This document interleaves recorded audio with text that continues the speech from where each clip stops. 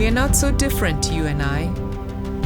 Our worlds exist side by side, mirror images of the other, separated only by a thin veil of unawareness.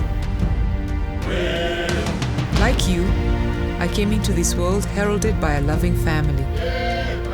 A childhood followed, filled with noise and play and mud. Lots of mud.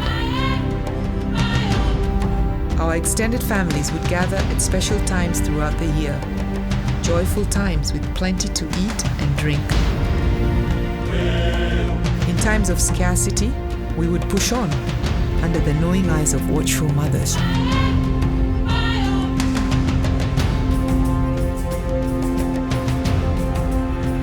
Like you, we mourn our dead and we cherish our young.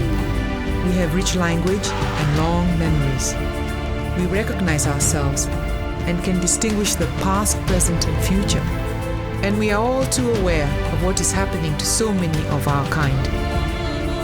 Of your kind, there are those who would do us harm. But there are also our protectors. The dangers are many, but so are we. Together, we will fight for our right to exist.